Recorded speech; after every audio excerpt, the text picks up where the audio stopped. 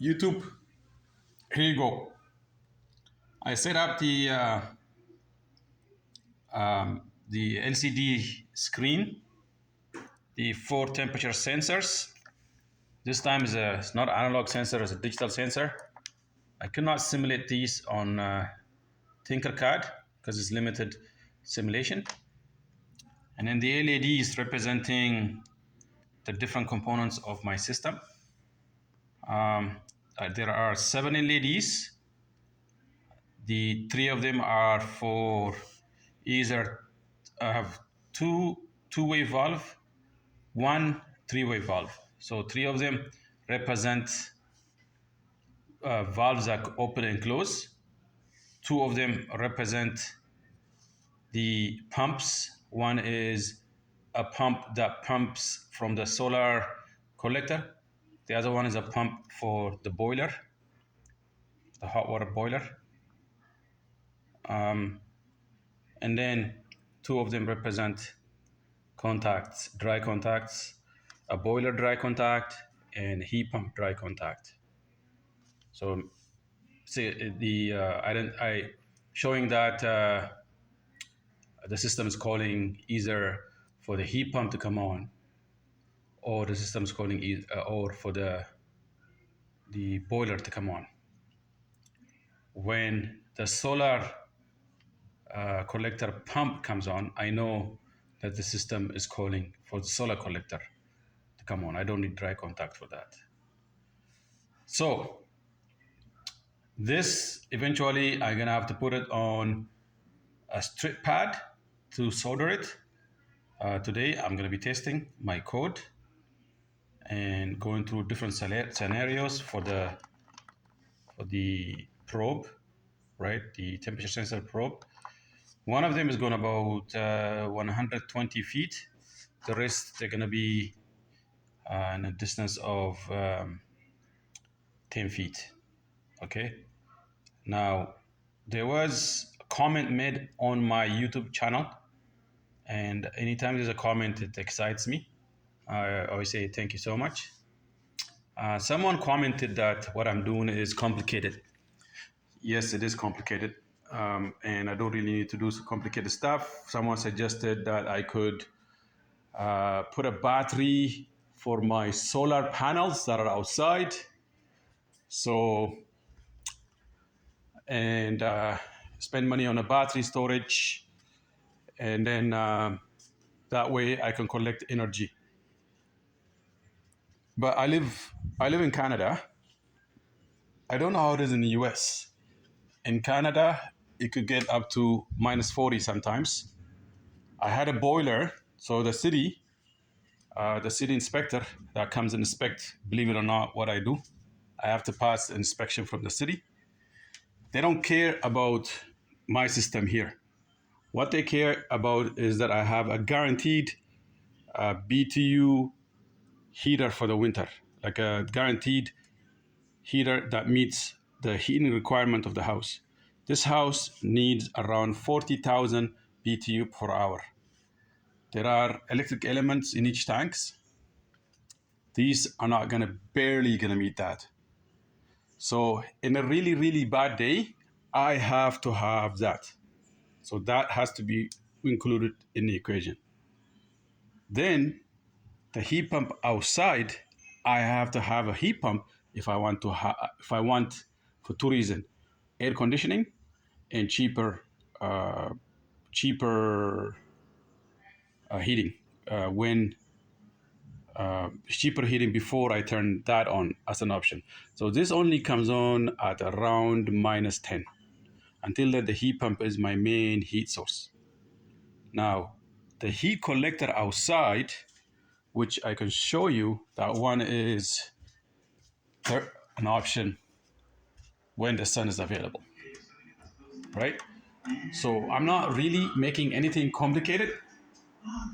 I have to have a heat boiler. I have to have a heat pump.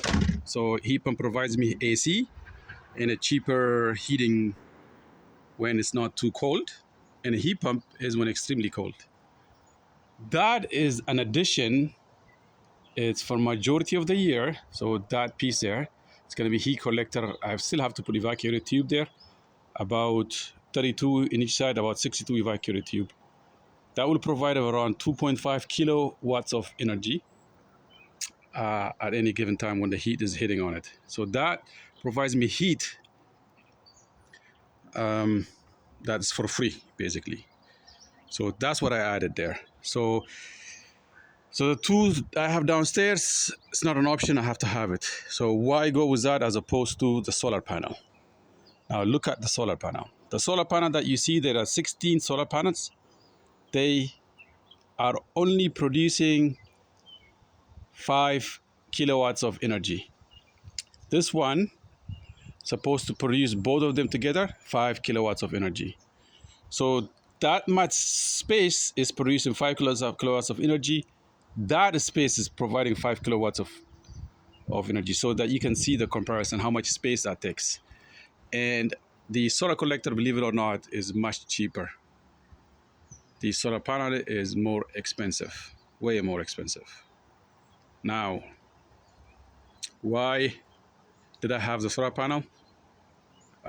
Because I was able to apply for a government grant, federal government grant. I'm not able to apply for a grant for the solar collector. If I was able to apply for a grant for solar collector, I would have had solar collector. Now I might go some more solar panels. That one is installed with a string inverter downstairs. Right below me here is string inverters. Many videos are shown. I want to do one with the micro inverters later on. Maybe I'll add 8 more. So with that, that should cover right now these two. If they are operational 100%, they will cover up to 90% of my energy needs. And if I could go a little bit more solar panel, or I could go wind with a battery, because I still need a backup to ensure that there is electricity to the house for the heat pump, for the pump, for the well, all that kind of stuff, right? So now that's the reason. I mean, it's minus 40 in Canada. You know, if it was in the US, someone that commented on YouTube, if it was in US, in only go up to minus 5 Celsius in the winter time, I probably don't need that boiler. But I have to have the boiler. I have to have the heat pump outside. And I guess that answers the questions you may have. Now, here I have these two tanks. This holds 500 liter water, and this holds 150 liter glycol. The 150 liter glycol is for heating and cooling. So when it's in the summertime, it turns into cooling. So only cold liquid comes out of there. In the wintertime, it will turn into heating. This one is for domestic hot water, and it's also a storage, almost like a battery storage for the solar collector outside. So because I have a 500 liter tank, it will store my energy. So you can consider this being my battery. If I want more heat, I can use one more tank, 1,000 liter. That would pretty much almost guaranteed my heat for the winter. 1,000 liter it could last. If I heat up 1,000 liter, it could last me for a couple of days of energy. I think. I'm not sure. I gotta run the test, and I'm just going by stuff I learned on YouTube. But I have data that I have collected. My situation is easy because everything in this house learns the source of energy is electricity for this house. Now, I can find out through my electric bill how much energy I consumed. So far, last year, it looked like I consumed 28,000 kilowatt hours of energy. I think I can meet almost all of it. In about maybe in a few months, 90% of it I can cover. In about a year, I can meet all of it in making this house a net zero. So I was able to install the pump, the solar collector pump. which is this one here. It's a simple one. This is a flexible pipe that goes outside, and the return is a high efficiency PEX pipe. And so that simply uses a three-way valve here and shares the heat. There is these two. I think it's better if I show you from here.